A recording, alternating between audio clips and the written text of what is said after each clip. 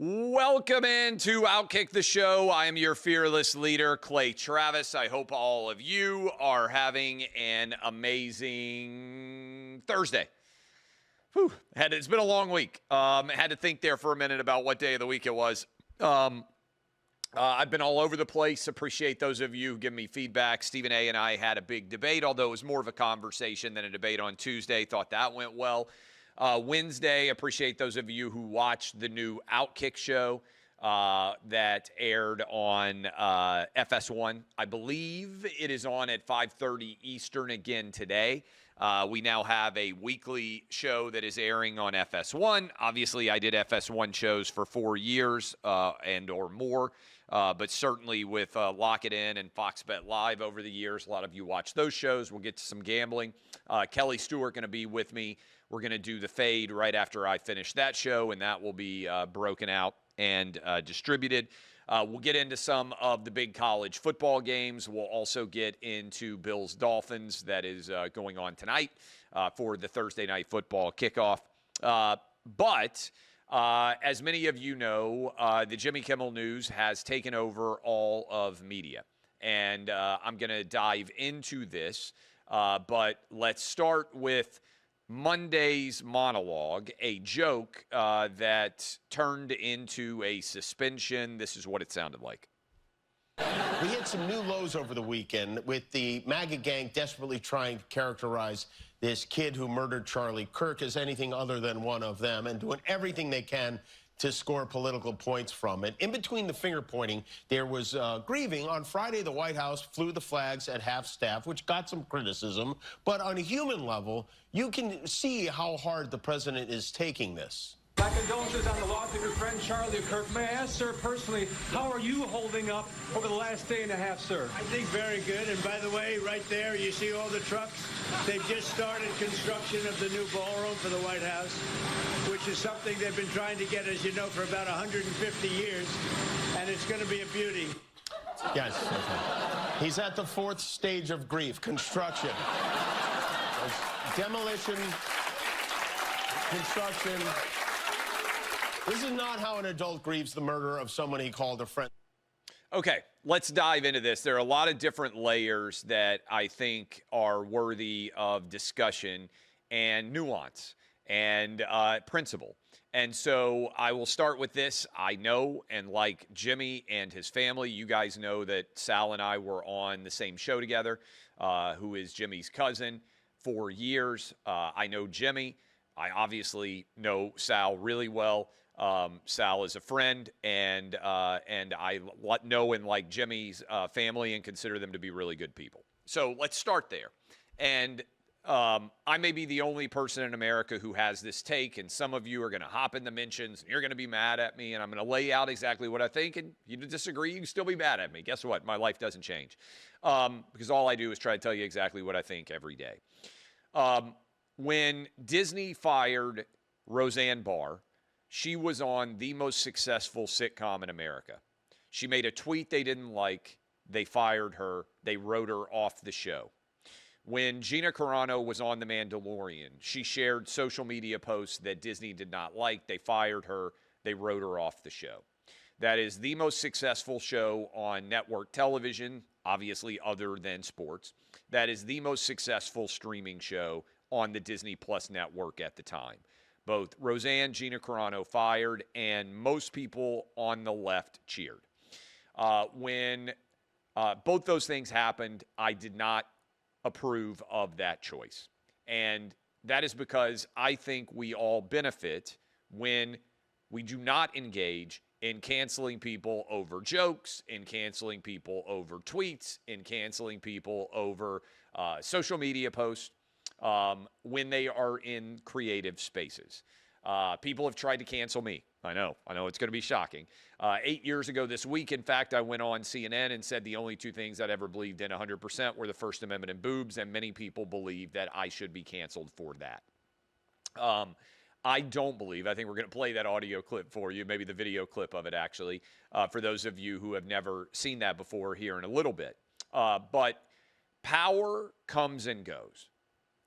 And I was actually having this conversation with someone in our industry recently. And I said, you know, when you do what we do, it's a little bit like being on a roller coaster. People decide they love you, and then something happens, and you go down a big dive, and they decide they don't like you. And then you climb yourself back up, and they love you again, and then you take a dive.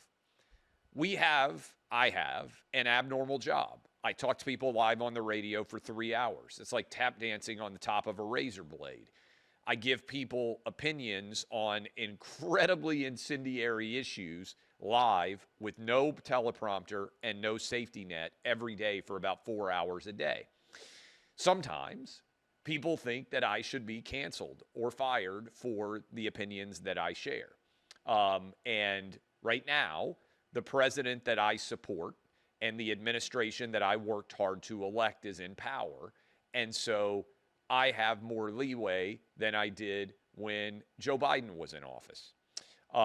And I don't think that the way that I talk to you should change based on who the president of the United States is, or who has control of the Senate, or who has control of the House. And I think sometimes you're going to watch me on this show, or you're going to listen to me on Clay and Buck, or watch me there. You're going to see me on Fox News. You're going to see me on Fox Sports, and you're going to say, I hate that opinion. I disagree with that guy. And I don't think that I should be fired for something that I say, because ultimately, leave myself out of it for right now, I think the most important right that we have is the right to free speech. And I think in order for creativity to flourish in this country, we can't insist on canceling people all the time. I've been defending comedians, and I don't know their politics at all. You go back and watch Dave Chappelle. I give credit to Netflix for the way they stood behind him. I've almost always, I think always, defended comedians. Shane, whatever the guy's name is, like I'm not even a huge comic guy. But when they canceled Shane, was it Shane Gillis? Whatever the guy's name is.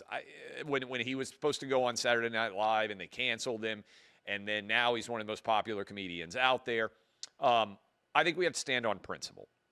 And my principle is this. If you want to fire somebody because they're not doing a good job at a job, you should fire them. But we should never be in a position where we are firing people because we don't like the way a sentence landed, or because we don't like the way a joke landed, or because we don't like the way that a tweet landed. When you're in the creative space, you should be judged on the collective, not on the one tweet, right? And so I'm going to probably be the only person in America who has stood up for Roseanne, who has stood up for Gina Carano, and who is standing up for Jimmy Kimmel. I don't think Disney should have suspended or fired any of them. And unlike a lot of people on the left who celebrated Roseanne and Gina Carano, I'm actually being consistent and standing on principle over power and over politics. Because if you do anything for long enough, then eventually you're not going to be in a position of power and somebody's going to come after you. And people are going to come after me for years and years into the future. I think I'm immune. Now, maybe this is going to get clipped. I get fired. People are going to be like, see, he's not. I think I'm immune from cancel culture, because I think people have come for me to such an extent that I can't be canceled. And I have enough money now that I don't ever have to worry about my family being taken care of. And there's always going to be another platform for me to be able to talk to as many people as possible. And what I have found is the more honest I am, the more authentic I am, the more audience grows. And so I don't see Jimmy Kimmel as Disney deciding to move on from him to the extent that they have. I don't see that as a win. I don't see it as a win because I want the same standard that I wanted applied to Gina Carano and to Roseanne to be applied to Jimmy Kimmel, and that's lenience in the creative space. And I want that for you if you're a Republican. I want that for you if you're a Democrat. I want that for you if you are an independent. In fact, most people don't remember this, but when we play this clip for you here in a moment from CNN, it was 8 years ago this week. And I was actually on CNN to defend Jemele Hill's right to free speech. She called Donald Trump a white supremacist. And I was saying that Disney and ESPN should apply the same standard to her as to everyone else, and that they should not feel compelled to fire people over what they post on their private social media accounts. Now, it turned into people trying to cancel me, but if you watch this clip, this was 8 years ago. This is probably the time when cancel culture came for me the hardest in my entire career, and this is what it looked and sounded like. We're not going to allow it. I think that's a bad move. I'm a First Amendment absolutist. I believe in only two things completely: the First Amendment and boobs. And so once they made the decision that they were not going to allow a conservative, non-sports related commentary, they couldn't do it either. Hold on. I just want to make sure I heard you correctly as a woman anchoring the show. Did you say, what did you just say? You believe in the First Amendment and BWBS? Boobs. Two things that have only never let me down in this entire country's history: the First Amendment and boobs. Okay, so if you missed that, that was a fabulous moment in history 8 years ago. And so I'm going to defend Jimmy Kimmel. I'm going to defend Gina Carano. I'm going to defend Roseanne Barr. I think the standard should be lenient for everybody. And I defended, obviously, myself when the cancel culture jackals came for me. But this is the culture that the left created. And if you do not apologize to Gina Carano, and if you do not apologize to Roseanne Barr and say we should have shown grace instead of coming for you, then I don't care what you say about Jimmy Kimmel, because you're not standing on principle. You are standing on power. And look, Jimmy Kimmel, if he loses his ABC nightly show, he is going to be fine. And he's going to be able to find a new podcast, or he's going to be able to find a new show, and his voice is going to be heard. Okay? Here's what I think is actually going on. Now, a lot of people out there have not talked about this. I think Disney acted because Disney is desperate to buy the NFL Network assets, and they're going to need the Trump administration to okay that.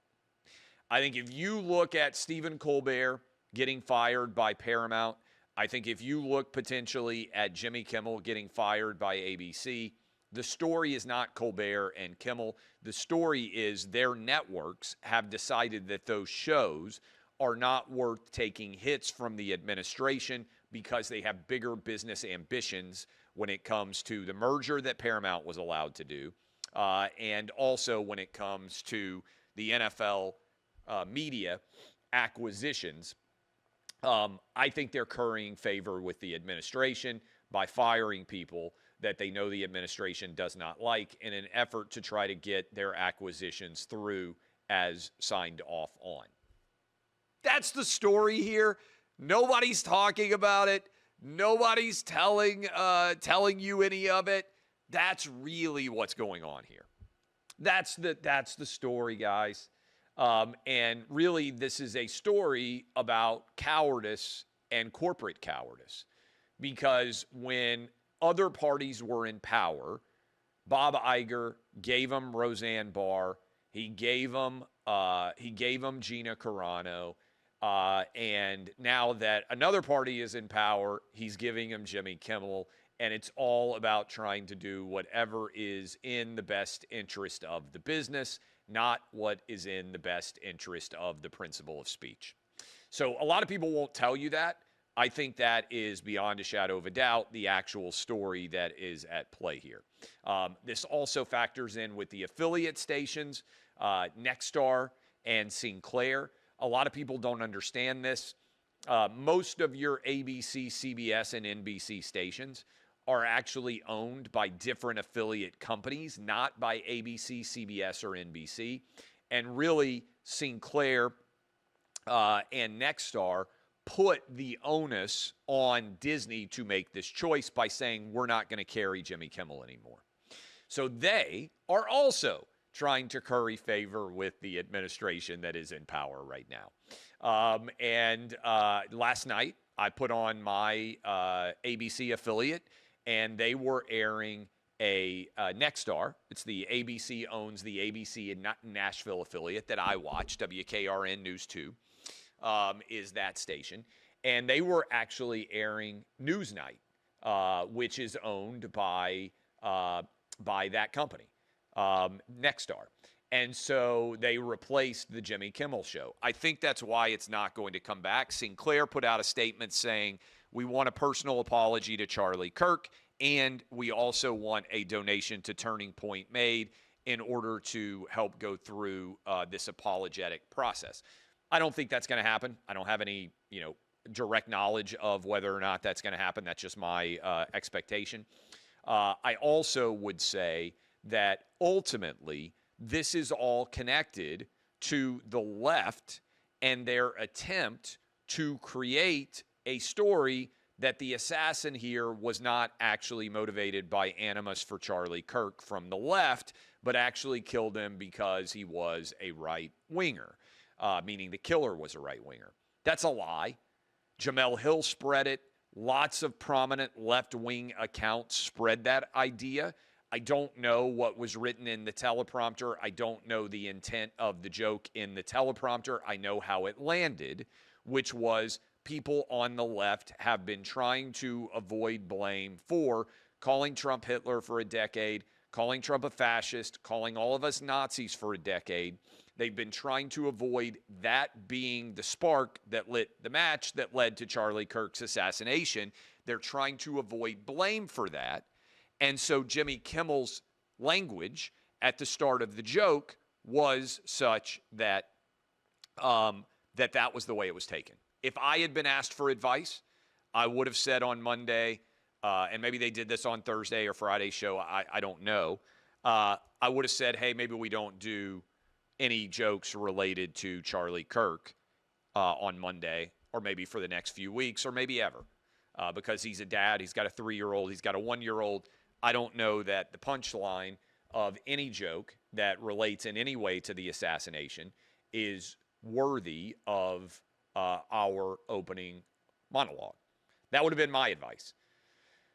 If you were going to do it, I think the way to address it is to start off anything that you're saying about Charlie Kirk by saying what is clearly true, which is any attack on any person for their political beliefs in America is completely unacceptable.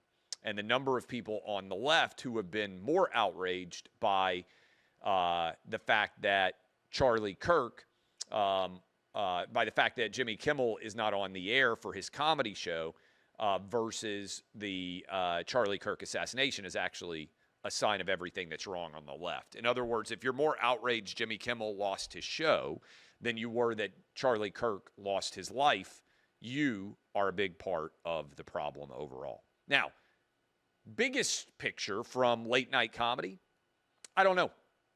I don't know that late night comedy shows on ABC, CBS, or NBC, or Fox for that matter, meaning the big network, I don't know that there's an audience for them anymore. And that was before they went super political. I think going super left-wing political hastened their demise. It looked like a life vest. It was actually a rock that took them to the bottom of the ocean faster. But if you went with someone completely apolitical, I'll give you a name. My friend Nate Bargatze, based right here in Nashville. Probably the most popular comedian in America right now.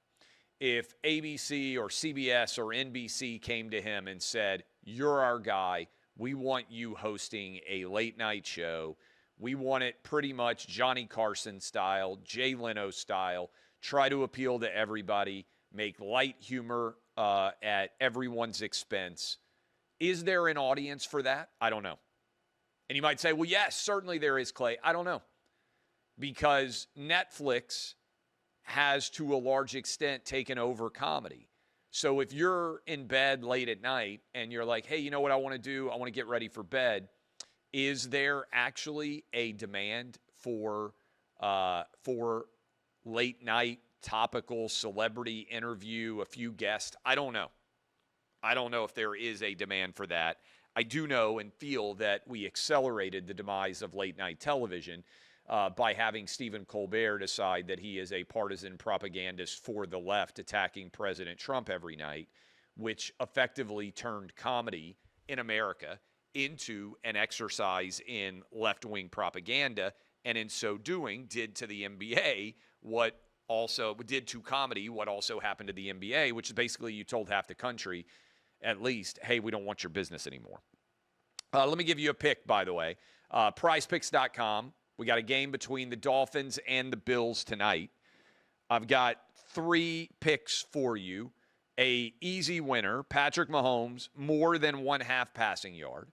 That is Patrick Mahomes, more than 1/2 passing yard, a free square for the week from our friends at Prize Picks. Josh Allen, more than 1.5 passing touchdowns tonight. That is Josh Allen, more than 1.5 passing touchdowns tonight. Daniel Jones, new quarterback for the Colts, 2-0. Going up against my Titans this weekend, more than 210.5 passing yards. All right? So Mahomes, more than 1/2 passing yard. Josh Allen, more than 1.5 passing touchdowns. Daniel Jones, more than 210.5 passing yards. That will pay off at 4.75 to 1. If you go to prizepicks.com, $5 pick, you get $50 in your account. That is $5. Gets you $50 automatically in your account. Just go to prizepicks.com, use code OutKick. Okay. I think we have hit basically every angle on the Jimmy Kimmel decision as it pertains going forward. And again, I'm always going to defend people. Oh, let me say this. Some of you out there have said, okay, Clay, well, how would you handle the Charlie Kirk people who are on social media celebrating Charlie Kirk's assassination? It's a good question. I would fire. You can believe in free speech, but to me, I don't want to employ someone who is so lacking in basic humanity that they would celebrate Charlie Kirk's assassination. I don't own OutKick anymore, but if we had an employee who went on social media and celebrated Charlie Kirk's assassination, I would fire them. If Rachel Maddow got assassinated and we had an employee who went on social media and celebrated Rachel Maddow's assassination, I would fire them. They have still First Amendment right to free speech. Private employers are not subject to that. I would fire them because I wouldn't want them representing OutKick if I own the company. Fox owns the company. It's not my decision anymore. That's my take. Somebody say, okay, what about professors? What about teachers? To me, and this is another interesting question, let's take it out of celebrating Charlie Kirk assassination. Teachers have moral aspects to their job as a condition of their employment, their union contracts, but also the fact that taxpayers are paying for them to work. I have kids right now in a public school, elementary. It used to be the case that, and still is the case occasionally, you'll find out that, say, a 3rd grade teacher also has an OnlyFans page. She gets fired from her elementary school teaching job. If she moonlights as a stripper, going to get fired from her teaching job. She has a First Amendment right of free expression to be able to be employed and do something that is legal. Strip, take your clothes off, take photos, do OnlyFans. But there is a morals component to being a public school teacher. And I think most of you out there would say, yeah, I don't want my kindergartner's teacher to be doing porn shoots. Some of you might say, man, that sounds awesome. How hot is she? You're perverts. But look, if that situation is revealed, that teacher would get fired. Okay? If I had to choose, personally, which is worse, this is me, for my kids' teachers, I would rather my kids' teachers work in adult photography, posing, selling photos, which, again, I think that's basically what you do at OnlyFans, maybe videos too, than celebrate Charlie Kirk being assassinated. Because doing some form of softcore pornography to make more money to me, is morally more defensible than celebrating the assassination of a dad and a father and a husband and a political figure on the morality scale. I don't know if I phrased that as succinctly and well stated as I could, but I think most of you would probably agree with that. Which is more of a moral indictment of an educator? Taking pictures of them dressed sexily and selling them, or celebrating the political assassination of Charlie Kirk or any other political figure? I think it's way easier to defend the photographing, right? The OnlyFans videos or whatever it is, or being a stripper, than it is as an educator to defend celebrating a political assassination. Yet I think there would be almost no reaction at all if someone is doing OnlyFans or a stripper and it gets out. The school district would fire that teacher immediately for violating the morals clause. I don't think that's a tough call, right? The older the age of the student, the tougher I think that is. But I think most universities would say, hey, you can't teach English and also be a stripper at Clemson or Auburn or the University of Tennessee. Now, some of you out there are like, man, that sounds really hot. Again, you're perverts. But I think most people would say that's the kind of double jobs you can't have, and you do have a right to have typically more than one job. A lot of teachers, because they're not paid particularly high, have more than one job. So that would be my take on that. Private employers can do whatever they want if they think it's bad for the business. Again, this is outside the creative space. And teachers, educators have a moral component to their job that I think is detrimental to the overall educational institution and everybody you work with. If you're celebrating an assassination, I would fire people. So that's the way that I would analyze that. In the creative space, and you can say this is self-serving, maybe it is. Obviously, I'm somewhat biased because I'm in the creative space. In the creative space, I think we should err on the side of giving creative people, comedians, TV people, radio guys and gals, I think we should err on the side of giving more space. But once you have established a principle, I think you should follow it. I think Disney was wrong, like I said, with Gina Carano. I think they were wrong with Roseanne, and I think they were wrong with Jimmy Kimmel. In all those situations, they decided they didn't like something that people said. Now, the Jimmy Kimmel argument you can also say is you can distinguish and say, well, he said it on ABC airwaves, which is different than a tweet. That's totally true, too. So the standard for what you do at your job should be higher, I think, than the standard for what you do in your private life. But I'm just saying, based on what I have seen, I wouldn't have fired any of these people. And I think Disney got all three wrong. Some of you are going to be angry. It's easy when you're in power to engage in emotional and not principled action because the consequences for it sometimes feel good and oftentimes feel like they will never be impressed upon you. I'm just telling you, at some point, I don't know what I'm going to say or do. At some point in time, cancel culture is going to come for me heavy again. This is cyclical, and I'm going to not change my behavior. I'm going to keep saying exactly what I think every day. But at some point, there will be a president that I don't agree with most of the time on. And there will be political parties in power that I disagree with. And they will come for me like they came for me 8 years ago when I said the First Amendment and boobs. And I'm just going to keep doing what I do, which is say exactly what I think every day. And I feel fortunate now, unlike 8 years ago, if tomorrow I couldn't work anymore, my family's fine. And I didn't have that luxury 8 years ago. And most creators, to be fair, do not have that luxury today. Okay. Let's go into one more thing, and I'll get into this maybe next week. College football ratings. I'm not even going to do a deep dive on this right now because I've got Kelly Stewart waiting, and we're going to do the fade. But let's put up, if we can, the number of people, I think they took when I said ratings, I meant the college football ratings, meaning how many people are watching games, not how I ranked the teams. Do we have both of those or only one of those?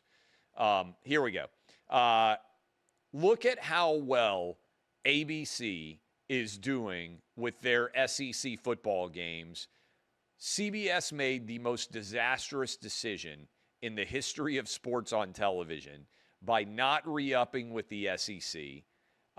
Best 3-week start ever for ABC. Meanwhile, CBS is putting on the worst games on the planet, like the 4th best game in the Big Ten. Poor Gary Danielson and Brad Nessler, who are a great duo, they went from getting basically the best game every week to nobody even knowing they still call college football games. The executives at CBS Sports who are responsible for this should all be fired because they screwed up the goose that laid the golden eggs. All right, some YouTube comments. Let's see what we got there. And I will hit each of these. You can comment, click, like, and subscribe on all of the different platforms for which this show is featured. Roy says, the only thing that keeps Clay from being the #1 SEC homer is Paul Feinbaum is still working. I think there's actually people who are more SEC homers than me, but the SEC is the best conference for college football and has been for virtually the entirety of the 21st century. People who tell you otherwise, you know what they're doing? They're lying to you to try to make your feelings feel better. College football has become incredibly boring. The schools with the most NIL dollars win, yet many of their games are what's... You're wrong. Actually, Ron, you're wrong. The data reflects that you are wrong. College football ratings have never been higher in the history of the sport. I understand that some of you NIL malcontents are out there and you're saying, I'm never going to watch college football again. You're actually in the minority. Moreover, I would suggest to you that NIL has actually made college football more competitive because now the number of top players that go to a variety of different schools is higher than it ever has been before. That's at least what I'm seeing. Talent is spread more evenly because everybody is spending money, and so there's actually a higher level of parity. The SEC, for instance, 1-16 has never been better. That is, the difference between whomever you think the best team is and whomever you think the worst team is, the gap between those, that 1-16 has never been smaller. I can't believe all the cities we looted and burned down after Charlie was murdered. Oh, wait, we aren't savages. I think it's well said. Look, the Charlie Kirk assassination reaction as a whole has been very constructive, not destructive. I think that that's what Charlie would have wanted. And so I think that's actually an incredible credit to him. All right, I'm going to be up in Michigan tomorrow. I am speaking at a big Michigan Republican Party event. I'm one of the keynotes. So I will not be with you tomorrow. I'm going to do the fade now with Kelly. I'll be back with you on Monday doing the OutKick show. I hope all of you have fantastic weekends. We have got the college football picks up. We soon will have the NFL picks up. I'm going to do Kelly's show. I'll be scheduled to be on Jesse Waters tonight and also scheduled to be on Sean Hannity tomorrow. And then also Kayleigh McEnany's new show on Saturday. So you may still see a lot of me on television. But I hope you guys have great weekends. Enjoy the college football. Enjoy the NFL. I'm headed to a 9th grade football game, and I can't wait to watch that. Love you guys. See you again on OutKick the show Monday. And tonight, if you didn't watch it, 5:30 Eastern, at least on the schedule guide, the OutKick show that has debuted on FS1 will be on. So if you're thinking to yourself, you know what I need? Even more Clay Travis, boom, you will be able to see that there. I will see you guys on Monday.